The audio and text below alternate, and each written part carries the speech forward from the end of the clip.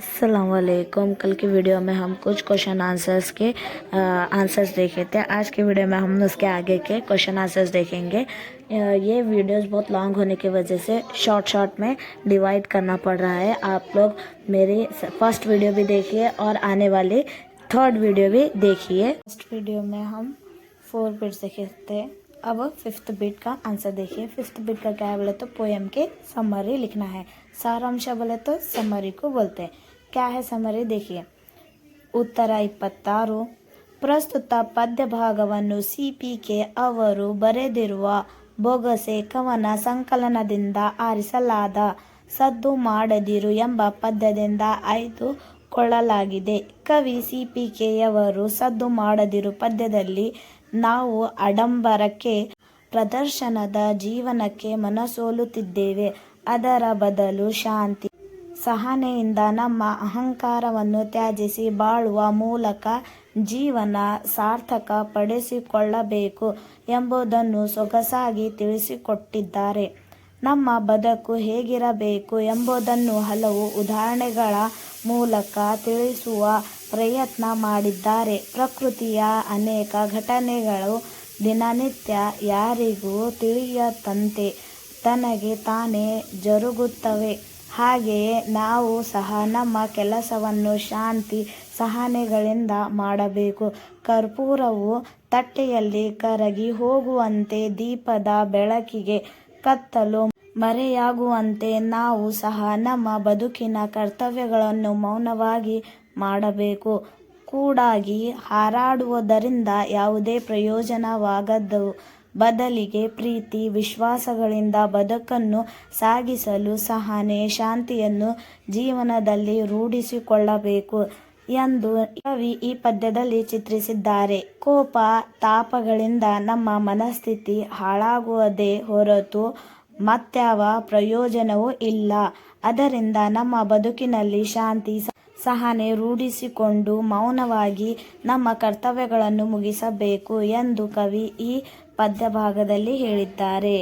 Next 6th beat है। 6th beat बोले तो अलंकार की है।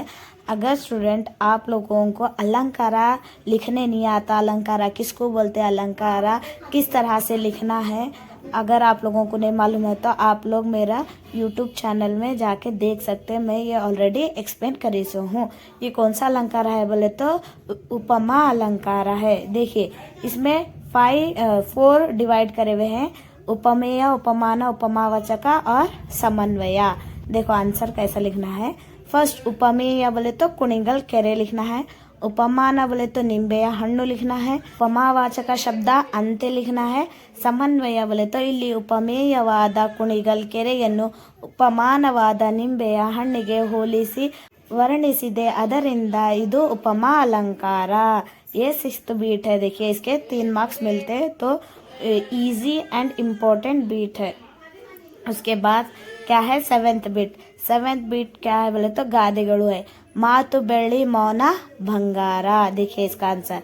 ಪೀಠಿಕೆ ವೇದ ಸುಳ್ಳಾದರೂ ಗಾದೆ ಸುಳ್ಳಾಗದು ಎನ್ನುವಂತೆ ಗಾದೆ ಮಾತುಗಳು ಸರ್ವಕಾಲಿಕ ಸತ್ಯವನ್ನು ತಿಳಿಸುವ ಮಾತುಗಳಾಗಿವೆ. ಇವು ಹಿರಿಯರ ಅನುಭವಜನ್ಯದಿಂದ ಬಂದಿವೆ.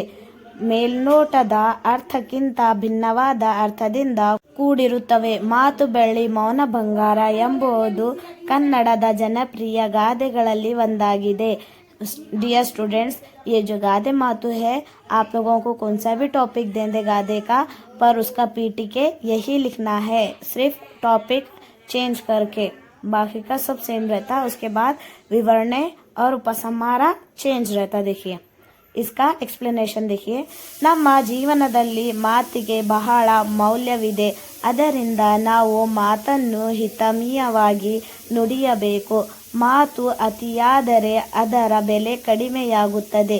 ಸಮಯ ಸ್ಥಳ ಸಂದರ್ಭ ಸಹಿತವಾಗಿ ಹಿತಮಿತವಾಗಿ ಮಾತನಾಡುವುದನ್ನು ನಾವು ಕಲಿಯಬೇಕು. ಅದರಿಂದ ಬಸವಣ್ಣನವರು ಹೇಳುವಂತೆ ನುಡಿದರೆ ಮುತ್ತಿನ ಹಾರದಂತೆ ಇರಬೇಕು ಎಂದು ಮಾತಿನ ಮಹತ್ವವನ್ನು ವಿವರಿಸಿದ್ದಾರೆ।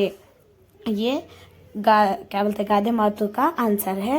नेक्स्ट 8th बीट क्या है बोले तो आप लोगों का संदर्भ है। देखिए संदर्भ 29 ನೋಡ್ರಿ. ಆಯ್ಕೆ ಈ ವಾಕ್ಯವನ್ನು ಆರ್ ಮಿತ್ರ ಬರೆದಿರುವ ಮಹಾಭಾರತ ಪಾತ್ರ ಸಂಗತಿಗಳು ಎಂಬ ಕೃತಿಯಿಂದ ಆಯ್ದ ಒಣಮರದ ಗಿಳಿ ಎಂಬ ಪದ್ಯದಿಂದ ಆರಿಸಿಕೊಳ್ಳಲಾಗಿದೆ. ಸಂದರ್ಭ: ಈ ವಾಕ್ಯವನ್ನು ಗಿಳಿಯು ಇಂದ್ರನಿಗೆ ಹೇಳಿತ್ತು.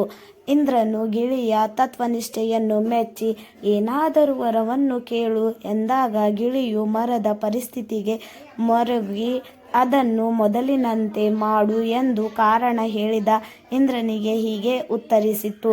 ಸ್ವರಸ್ಯ: ಇಲ್ಲಿ ಗಿಳಿಯ ಇದ್ದಂತಹ ಕೃತಜ್ಞತಾಭಾವ ಹಾಗೂ ಉಪಕಾರ ಸ್ಮರಣೆ ವ್ಯಕ್ತವಾಗುತ್ತದೆ.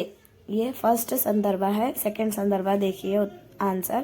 ಆಯ್ಕೆ ಈ ವಾಕ್ಯವನ್ನು ಗುರುರಾಜ್ ಕರ್ಜಗಿಯವರು ಬರೆದಿರುವ ಕರುಣಾಳು ಬಾ ಬೆಳಗ್ಗೆ ಎಂಬ ಲೇಖನದಿಂದ ಆಯ್ದ ಕಾಫಿ ಕಪ್ಪು ಎಂಬ ಗದ್ಯ ಭಾಗದಿಂದ ಆರಿಸಲಾಗಿದೆ. ಸಂದರ್ಭ: ಈ ಮಾತನ್ನು ಹೆಡ್ ಮಾಸ್ಟರ್ ವಿದ್ಯಾರ್ಥಿಗಳಿಗೆ ಹೇಳಿದರು. ಕಾಫಿಯನ್ನು ತಂದಿಟ್ಟು ಕಪ್ಪುಗಳಿಗೆ ಕಾಫಿ ಹಾಕಿಕೊಳ್ಳಲು ಹೇಳುತ್ತಾ ಮೇಲಿನ ಮಾತು ಹೇಳುತ್ತಾರೆ. ಆಸೆಯೇ ತೊಂದರೆಗೆ ಕಾರಣ.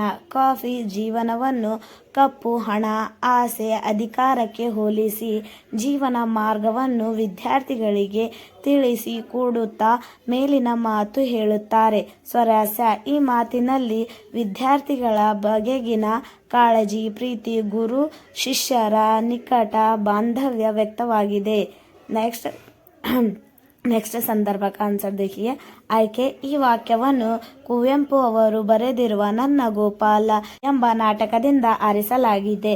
ಈ ವಾಕ್ಯವನ್ನು ಗೋಪಾಲನು ತನ್ನ ಅಮ್ಮನಿಗೆ ಹೇಳಿದನು. ಸಂದರ್ಭ: ಬನದಲ್ಲಿ ಕಂಡುಬರುವ ಪ್ರಕೃತಿಯನ್ನು ವರ್ಣಿಸುತ್ತಾ ಮಲ್ಲಿಗೆ ಹೂ, ಕೇದಗೆ ಹೂ, ಸಂಪಿಗೆ ಹೂ, ಪರ್ವತ ಬಾಳೆಯ ಹೂ, ಕೋರಂಟಿಯ ಹೂವು ಅರಳಿ ಸಾವಿರಾರು ಮಳೆಬಿಲ್ಲುಗಳು ಕುಣಿದಂತೆ ತೋರುತ್ತಿತ್ತು ಎಂದು ವರ್ಣಿಸುತ್ತಾ ಈ ರೀತಿಯ ಬನದ ಸೊಬಗು ಮನೆಗಿಂತ ಸೊಗಸು ಎಂದು ಹೇಳಿದ್ದಾರೆ.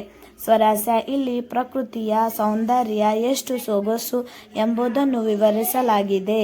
ನೆಕ್ಸ್ಟ್ ಸಂದರ್ಭ ಆನ್ಸರ್ देखिए. ಆಯ್ಕೆ ಈ ವಾಕ್ಯವನ್ನು ಬಸವರಾಜ್ ಸಾದರ್ ಅವರು ಬರೆದಿರುವ ಸಿಸಿಫಸರ ಸುತ್ತು ಕವನ ಸಂಕಲನದಿಂದ ಆಯ್ದ ಸವಿಚೈತ್ರ ಪದ್ಯದಿಂದ ಆರಿಸಲಾಗಿದೆ. ಸಂದರ್ಭ: ಈ ಮಾತನ್ನು ಕವಿ ಹೇಳಿದ್ದಾರೆ. ಯುಗಾದಿ ಚೈತ್ರ ಮಾಸದಲ್ಲಿ ಬರುವ ಹಬ್ಬ. ಚೈತ್ರವೆಂದರೆ ವಸಂತ. ಅವನು ಋತುಗಳ ರಾಜ. ಈ ಋತುವಿನಲ್ಲಿ ನೆಲದಮ್ಮ ನವವಧುವಿನಂತೆ ಸುಂದರವಾಗಿ ಕಾಣುತ್ತಾಳೆ. ಗಿಡ ಮರಗಳು ಹೊಸ ಚಿಗುರಿನಿಂದ ನಳನಳಿಸುತ್ತವೆ. ಎಲ್ಲೆಡೆಯೂ ನವ ಚೈತನ್ಯ ತುಂಬಿದೆ. ಕೋಗಿಲೆಗಳ ತಾರಕ ಸ್ವರದಲ್ಲಿ ಕೂಗುತ್ತಿವೆ. ಹಕ್ಕಿಗಳ ಕಲರವ ಚಿಲಿಪಿಲಿನಾದ ಮೈಮನಗಳಿಗೆ ಮುಂದವನ್ನು ನೀಡುತ್ತವೆ ಎಂದು ಸವಿಚೈತ್ರದ ಸೊಬಗನ್ನು ವರ್ಣಿಸುವಾಗ ಈ ಮೇಲಿನ ಮಾತು ಬಂದಿದೆ. ಸ್ವರಸ್ಯ: ಇಲ್ಲಿ ಸವಿಚೈತ್ರದ ಸೊಬಗನ್ನು ಸುಂದರವಾಗಿ ವರ್ಣಿಸುವುದು ಇಲ್ಲಿನ ಸ್ವರಸ್ಯವಾಗಿದೆ. ನೆಕ್ಸ್ಟ್ ಸಂದರ್ಭ ನೋಡ್ರಿ. ಆಯ್ಕೆ ಈ ವಾಕ್ಯವನ್ನು ಕುಮಾರವ್ಯಾಸನು ಗದುಗಿನ ನಾರಣಪ್ಪ ಬರೆದಿರುವ ಕರ್ನಾಟಕ ಭಾರತ ಕಥಾಮಂಜರಿ ಎಂಬ ಮಹಾಕಾವ್ಯದಿಂದ ಆಯ್ದ ನಿಟ್ಟೋಟದಲ್ಲಿ ಹಾದೆನು ಬಿಟ್ಟ ಮಂಡೆಯಲ್ಲಿ ಎಂಬ ಪದ್ಯದಿಂದ ಆರಿಸಲಾಗಿದೆ. ಸಂದರ್ಭ: ಈ ವಾಕ್ಯವನ್ನು ವಿರಾಟರಾಜನ ಮಗನಾದ ಉತ್ತರ ಕುಮಾರನು ಬೃಹನ್ನಳೆ ವೇಷಧಾರಿ ಅರ್ಜುನನಿಗೆ ಹೇಳಿದನು. ಕೌರವರ ಭಯಂಕರ ಸೇನೆಯನ್ನು ಕಂಡು ಹೆದರಿ ರಣರಂಗದಿಂದ ಓಡಲು ತೊಡಗಿದ್ದಾಗ ಬೃಹನ್ನಳೆ ವೇಷಧರಿಸಿದ ಅರ್ಜುನನನ್ನು ತಡೆದು ಯುದ್ಧ ಭೂಮಿಯಿಂದ ಓಡುವುದು ಪಾಪವೆಂದು ಹೇಳಿದಾಗ ಈ ಮೇಲಿನ ಮಾತು ಬಂದಿದೆ. ಸ್ವರಸ್ಯ: ಈ ಸಾಲಿನಲ್ಲಿ ಉತ್ತರ ಕುಮಾರನಿಗಾದ ಭಯ ಮತ್ತು ದಿಗ್ಭ್ರಮೆ ಬಹಳ ಸುಂದರವಾಗಿ ಅಭಿವ್ಯಕ್ತಗೊಂಡಿದೆ. ಯೇ ಥೇ ಸಂದರ್ಭ के question with answer. Thank you.